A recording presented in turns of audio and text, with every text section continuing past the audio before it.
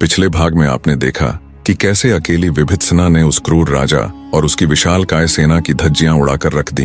कैसे उस अकेली वीरांगना ने सालों से चले आ रहे राजा कालखंड के आतंक को उसकी मृत्यु के साथ पूर्ण विराम दे दिया। जब विभित्सना षड्यंत्र की जड़ यानी उस कायर राजकुमार को बंदी बनाकर राजमहल लेकर जाती है तो हर कोई हैरान था।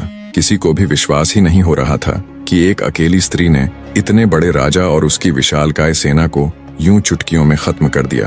राजकुमारी को जब ये पता चला कि उसका सौतेला भाई ही उसका सौदा करके उसे राजा कालखंड के हवाले करना चाहता था तो आश्चर्य के साथ साथ मारे गुस्से के उसका हृदय धधक उठा। कुछ पल के लिए अपने गुस्से पर काबू पा विभित्सना की तारीफ करते हुए कहा कि ये तो हमें आश्रम के दिनों से ही ज्ञात था कि तुम कोई साधारण मनुष्य नहीं हो।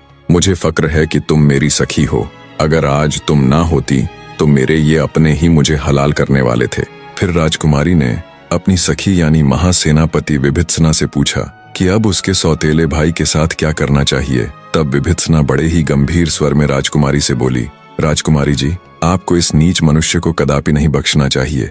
मेरे मत से तो आपको इसे केवल और केवल मृत्यु दंड ही देना चाहिए, क्योंकि ये वो विषैला सांप है जो मौका मिलने पर दोबारा आपको डसने आएगा। आपको न केवल इसे मृत्यु दंड देना चाहिए बल्कि इसकी मृत्यु को ऐसी मिसाल बना देना चाहिए कि फिर कभी कोई आपके साथ गद्दारी करने की सपने में भी न सोचे। विभित्सना की बात उचित जान राजकुमारी ने तुरंत सेना अध्यक्ष को हुक्म दिया कि समस्त राज्य में घोषणा करवा दो कि कल सायंकाल को राजकुमार रुद्रसेन को उसकी द्रोहकारिता के दंड स्वरूप नगर के मध्य चौराहे पर फांसी दी जाएगी। राजकुमारी के आदेश अनुसार पूरे राज्य में ढिंढोरा पिटवा दिया गया। जब ये खबर रानी त्रिलोचना को पता लगी तो उसके पैरों नीचे से जमीन खिसक गई। वो आनन फानन में भागी भागी राजकुमारी रुद्रलेखा के पास गई और हाथ जोड़कर करुणामयी स्वर में बोली, ये मैं क्या सुन रही हूँ बेटी? क्या तुम अपने ही भाई को मृत्यु की सजा दोगी? माना कि उससे गलती हुई है, पर क्या इतनी निष्ठुर दंड व्यवस्था उचित है? सौतेला ही सही, पर है तो वो तुम्हारा भाई ना। उसके अंदर भी वही खून है जो तुम्हारे अंदर है। अपनी सौतेली माँ को कठोरता से जवाब देते हुए राजकुमारी रुद्रलेखा बोली, क्षमा कीजिए माताश्री, पर अब उसकी सजा की घोषणा हो चुकी है और आप उसके इतने बड़े गुनाह को गलती का नाम कैसे दे सकती है? सौदा किया था उसने मेरा उस दुष्ट राजा के साथ। महारानी त्रिलोचना अपनी सौतेली बेटी के आगे बहुत गिड़गिड़ाई, पर राजकुमारी के ऊपर उसके गिड़गिड़ाने का कोई फर्क नहीं पड़ा। खून के आंसू रोती हुई रानी त्रिलोचना तिलमिलाकर रह गई। घोषणा अनुसार तय समय पर राजकुमारी रुद्रलेखा ने अपने सौतेले भाई को बीच चौराहे पे फांसी से लटका दिया। रानी त्रिलोचना खून के आंसू रोती रह गई। अपने इकलौते जवान बेटे की मौत को वो किसी भी तरह हजम नहीं कर पा रही थी। टुकड़े टुकड़े हो चुके हृदय के साथ वो अपने बेटे की खाक हो चुकी चिता के पास जाती है और उसकी राख अपने माथे पर मलती हुई ये घोर प्रतिज्ञा करती है कि वो एक दिन राजकुमारी रुद्रलेखा के अंत का कारण बनेगी। अब उसके जीवन का केवल एक ही मकसद है, राजकुमारी रुद्रलेखा की दर्दनाक मौत। प्रतिशोध की अग्नि में जल रही रानी त्रिलोचना अपने बूढ़े हो चुके पिता यानी राजा त्रिलोचन सिंह के पास जाती है और उनसे मदद की गुहार लगाती है। यूं अपनी बेटी को तड़पता देख उसका पिता बोला, क्षमा करना पुत्री, मेरी देह अब वृद्ध हो चुकी है। अब मेरे अंदर इतनी ताकत नहीं कि मैं अरण्यपुर राज्य के ऊपर हमला कर सकूं, पर अगर मैं युवा भी होता तो भी शायद राजकुमारी रुद्रलेखा का कुछ नहीं बिगाड़ पाता, क्योंकि उसके साथ वो मायावी विभित्सना जो ठहरी वो कोई साधारण स्त्री नहीं है, वो तो साक्षात मृत्यु है, जिस अकेली ने कुछ ही देर में शक्तिशाली राजा कालखंड का उसकी विशालकाय सेना के साथ संहार कर दिया। वो कोई साधारण स्त्री कैसे हो सकती है? अंततः बेटी, रुद्रसेन की मृत्यु को भाग्य का लिखा समझकर भूल जाओ, इसे नियति का खेल समझकर संतोष कर लेना। पिता की बात सुन रानी त्रिलोचना असहाय सी हो शून्य में निहारने लगती है। स्वतः ही उसकी आंखों से टप टप आंसू गिरने लग जाते हैं। अपनी बेटी की ऐसी हालत देख राजा त्रिलोचन कुछ सोचता हुआ बोला, एक रास्ता है तो बेटी, पर वो बहुत कठिन है और उसमें भी निश्चित नहीं है कि तुम्हें तुम्हारा मकसद मिल ही जाएगा। पिता की बात सुन रानी त्रिलोचना के अंदर एक छोटी सी उम्मीद जगी। बेसब्र सी होती हुई वो तुरंत अपने पिता से बोली, कोई भी रास्ता हो पिताजी, आप मुझे बताइए तो सही। मुझे जो करना होगा मैं करूंगी, चाहे इसके लिए मुझे खुद की बलि ही क्यों ना देनी पड़े। यूं अपनी बेटी को अपने मकसद के लिए उतावला देख राजा त्रिलोचन बोला, बेटी सीधे सीधे तुम तो क्या कोई भी राजकुमारी रुद्रलेखा का कुछ भी नहीं बिगाड़ पाएगा। अगर तुम जंगलों और श्मशानों में रहने वाले किसी अघोरी को अपने मकसद के लिए राजी कर लो तो कुछ हो सकता है, पर उनका कोई भी ठिकाना नहीं होता। वो तुम्हें कहाँ मिलेंगे इसका मुझे भी कुछ नहीं मालूम। पिता की बात सुन रानी त्रिलोचना के हृदय में उम्मीद की एक किरण नहीं बल्कि पूरा सूर्य जाग उठा था। अब उसे रास्ता मिल चुका था। उसे पता था अब आगे क्या करना है। रानी त्रिलोचना अपने पिता के शब्दों को हृदय में संजोए वापस अरण्यपुर लौट आई। उसके मन में अब एक ही लक्ष्य था, एक सिद्ध अघोरी की खोज करना जो रुद्रलेखा के विनाश में उसका सहायक बन सके। रानी ने गुप्त रूप से अपने विश्वस्त सेवकों को निकटवर्ती घने जंगलों और श्मशान घाटों में भेजा ताकि किसी सच्चे अघोरी साधु का पता लगाया जा सके। किंतु दिन बीतते गए और कोई भी सफलता नहीं मिली। एक रात जब लाल चंद्रमा आकाश में चमक रहा था तब रानी खुद चुपके से राजमहल से निकलकर एक श्मशान जा पहुंची। शायद आज किस्मत भी रानी त्रिलोचना के साथ थी। देखा तो धुंध और धुएं के बीच मानव खोपड़ियों से सजे एक वृक्ष के नीचे एक बिल्कुल नग्न अघोरी बैठा था जिसकी आंखें खून सी लाल थीं। हिम्मत करके रानी उसके पास गई और प्रणाम करती हुई बोली, हे महासिद्ध, मैं त्रिलोचना अरण्यपुर की रानी आपकी शरण में आई हूँ। मेरे पुत्र की बड़ी ही निर्ममता से हत्या कर दी गई। मुझे प्रतिशोध चाहिए महाराज। अब केवल आप ही हैं जो मेरी मदद कर सकते हैं। रानी त्रिलोचना की बात सुन अघोरी ने भयंकर स्वर में हंसते हुए कहा, तू क्या समझती है कि हम तुम्हारे घरेलू झगड़ों का हल करने के लिए यहाँ बैठे हैं? पागल स्त्री, हम अघोरी हैं, मृत्यु और श्मशान के भोगी। अघोरी साधु की बात सुन कुछ क्षण के लिए रानी त्रिलोचना सकपका गई। उसे कुछ भी बोलने के लिए न सूझा। फिर बड़ी हिम्मत करके रानी ने अपने टूटे हुए हृदय का दुख अघोरी के सामने उगल दिया। मैं वो कुलक्षणी, वो अभागी स्त्री हूँ जिसकी आंखों के सामने उसके जवान पुत्र को फांसी पर लटका दिया। उस बेचारे का दोष सिर्फ इतना था कि उसे अपना हक चाहिए था। जैसे हर पुत्र को अपने पिता का सर्वस्व मिलता है, वैसे ही उसे भी अपने पिता का उत्तराधिकारी बनना था। पर बेचारे को राजगद्दी नहीं बल्कि मौत मिली महाराज। मुझे सोते जागते हर समय अपने पुत्र की वो जलती हुई चिता दिखाई देती है बाबा। मुझे भागन का जीवन मृत्यु से ज्यादा दुखदाई हो गया है। मैं बड़ी ही उम्मीदों के साथ आपके पास आई हूँ। आप मुझे यूं खाली हाथ नहीं लौटा सकते। आप जो कहेंगे वो मैं दूंगी। धन दौलत, हीरे जवाहरात, सोना चांदी, अगर आप कहें तो मैं खुद के प्राण भी दे दूंगी। रानी त्रिलोचना की बात सुन कुछ देर तक अघोरी बिल्कुल मौन बैठा रहा। फिर बोला, ठीक है, अगर तेरी यही इच्छा है, तू यही मार्ग चुनना चाहती है, तो कल आधी रात को तुझे फिर से यहाँ आना है। मैं देखता हूँ तेरे लिए क्या कर सकता हूँ। अघोरी तांत्रिक से आश्वासन मिलने पर रानी त्रिलोचना वापस राजमहल लौट आती हैं। अब उसे इंतजार था तो बस कल का। बदले की आग में जल रही रानी को कुछ सुकून मिला। सोचा, अब मेरे पुत्र की मृत्यु का बदला पूरा हो जाएगा। पर रानी त्रिलोचना इस बात से बिल्कुल बेखबर थी कि अनजाने में वो किसे न्योता दे रही है। उसे ये बिल्कुल भी ज्ञात नहीं था कि वो मौत से खेल रही है। जिस अघोरी से वो मिलकर आई थी वो कोई साधारण अघोरी नहीं था। वो उस दुष्ट दानव त्रैलोक्यसुर का भक्त था जो हमेशा उसी की साधना करता था। रानी त्रिलोचना के जाने के बाद वो तांत्रिक अघोरी अपनी साधना शक्ति से हजारों मील दूर अपने गुरु, अपने भगवान यानी उस दुष्ट दानव त्रैलोक्यसुर के पास गया और कहा, महाराज, यहाँ से हजारों मील दूर अरण्यपुर नामक एक राज्य है। वहाँ की रानी अपने पुत्र की मृत्यु का बदला लेने के लिए तड़प रही है। किसी तांत्रिक को खोजते खोजते वो मेरे पास चली आई। वो चाहती है मैं उसकी सौतेली बेटी का वध कर दूं। उसके बदले वो कुछ भी देने को तैयार है। कुंवारी लड़कियों के भूखे दरिंदे त्रैलोक्यसुर ने जब उस तांत्रिक अघोरी की बात सुनी तो उसकी आंखें चमक उठीं। मन में कुछ विचार करते हुए दैत्य त्रैलोक्यसुर अपने शिष्य यानी उस अघोरी तांत्रिक से बोला, तुम बड़ी अच्छी खबर लेकर आए हो। हम जरूर उस रानी का कष्ट दूर करेंगे। अपने उस शिष्य के साथ वो दुष्ट दानव अरण्यपुर से कुछ दूर स्थित उस श्मशान में आ पहुंचा जहां कल रानी त्रिलोचना आने वाली थी। इधर जैसे तैसे रानी ने रात काटी और फिर दिन। जैसे ही आधी रात हुई वो फिर से उस तांत्रिक के बुलावे पर श्मशान जा पहुंची।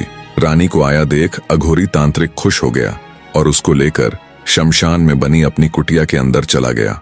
अंदर जाकर जब रानी त्रिलोचना ने दैत्य त्रैलोक्यसुर को देखा तो उसके प्राण सूख गए। इतना भयंकर और इतना विशालकाय जीव उसने पहली बार देखा था। रानी को घबराया देख वो तांत्रिक बोला, घबराओ मत बालिके, ये मेरे गुरु त्रैलोक्यसुर है। यही है जो तुम्हारा कष्ट दूर करेंगे, पर बदले में इन्हें भी तुमसे कुछ चाहिए। तांत्रिक की बात सुन रानी त्रिलोचना बोली, महाराज, इन्हें जो भी चाहिए होगा वो मैं दूंगी। धन दौलत, हीरे जवाहरात, उसकी बात को बीच में ही काटते हुए दैत्य त्रैलोक्यासुर बोला, मूर्ख औरत, क्या तुझे लगता है हम तेरी दौलत के भूखे हैं? दैत्य की बात सुन रानी त्रिलोचना सकपका जाती है। आगे दैत्य त्रैलोक्यासुर बोला, मुझे धन दौलत नहीं बल्कि हर रात एक सुंदर और कुंवारी लड़की की भेंट चाहिए, और इस बात का ख्याल रहे लड़की पवित्र होनी चाहिए। दैत्य त्रैलोक्यासुर की बात सुन रानी त्रिलोचना के होश उड़ जाते हैं।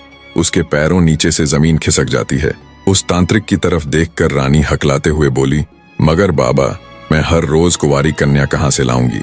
रानी की बात सुन तांत्रिक बोला, अरे मूर्ख स्त्री, जब मेरे महामहिम तेरी सौतेली बेटी को ही खत्म कर देंगे तो राज्य को संभालने वाला कौन बचेगा? कौन होगा जिसके हाथ में पूरे राज्य की बागडोर होगी? तुम होगी। संपूर्ण अरण्यपुर पर तुम्हारा शासन होगा, और एक रानी के लिए हर रोज एक कुंवारी लड़की का इंतजाम करना कौन सी बड़ी बात है? तांत्रिक की बात सुन रानी त्रिलोचना की आंखें चमक उठी। ये तो कभी उसने सोचा ही नहीं था कि राजकुमारी रुद्रलेखा की मृत्यु के बाद सब कुछ उसी का होगा। वहीं संपूर्ण राज्य की महारानी बनेगी। खुद को रानी बनने की कल्पना मात्र से ही रानी त्रिलोचना सिहर उठी। उसने हर्षित होते हुए तांत्रिक को वायदा किया कि वो हर रोज वायदे के मुताबिक एक पवित्र कुंवारी कन्या को महामहिम दैत्य त्रैलोक्यासुर के पास भेज दिया करेगी। इस तरह रानी त्रिलोचना दैत्य त्रैलोक्यासुर की बातों में आ जाती है। दैत्य त्रैलोक्यासुर, जिसे हर रोज अपने शिकार के लिए बाहर जाना पड़ता था, अब उसे उसका शिकार बैठे बिठाए ही मिल जाया करेगा। रानी त्रिलोचना खुशी खुशी वापस राजमहल लौट आती हैं। कहाँ वो अब तक सिर्फ बदले की ही सोच रही थी, और कहाँ अब वो संपूर्ण राज्य की रानी बनने वाली थी। कल्पना मात्र से ही उसका रोम रोम सिहर उठता है। अब बस उसे इंतजार था तो बस इस बात का कि कब वो दैत्य राजकुमारी रुद्रलेखा को अपना शिकार बनाएगा। उधर दैत्य त्रैलोक्यासुर भी उचित अवसर की तलाश में रहने लगा, और जल्दी ही वो दिन आ भी गया। एक दिन राजकुमारी रुद्रलेखा ने विभित्सना से कहा कि आज उसका शिकार पर जाने का मन है। राजकुमारी की बात सुन बिना किसी आपत्ति के विभित्सना बोली, ठीक है राजकुमारी जी, चलो फिर। राजकुमारी रुद्रलेखा बोली, नहीं सखी, आज हम अकेले ही शिकार पर जाना चाहते हैं। विभित्सना ने मना किया, पर राजकुमारी अपनी जिद पर अड़ी रही। कहते हैं ना, जब होने का समय आता है तो उसे कोई टाल नहीं सकता, वो तो होकर ही रहती है। अंततः कुछ सिपाहियों के साथ विभित्सना ने राजकुमारी रुद्रलेखा को शिकार पर जाने की इजाजत दे दी। बेशक वो राजकुमारी थी, पर हर छोटे से छोटा काम भी वो अपनी सखी विभित्सना से पूछकर ही करती थी। विभित्सना भी बचपन से ही इतना आदर और सम्मान मिलने के कारण राजकुमारी रुद्रलेखा को जान से भी ज्यादा चाहती थी। इसलिए वो राजकुमारी रुद्रलेखा की इतनी फिक्र करती थी। वो नहीं चाहती थी कि कभी भी राजकुमारी रुद्रलेखा किसी अनचाहे संकट में पड़ जाए, पर आज राजकुमारी की जिद के आगे उसे झुकना पड़ा। राजकुमारी रुद्रलेखा जब जंगल में पहुंची तो कई दिनों से इसी अवसर की तलाश में बैठे दैत्य त्रैलोक्यासुर की तो जैसे चांदी हो गई।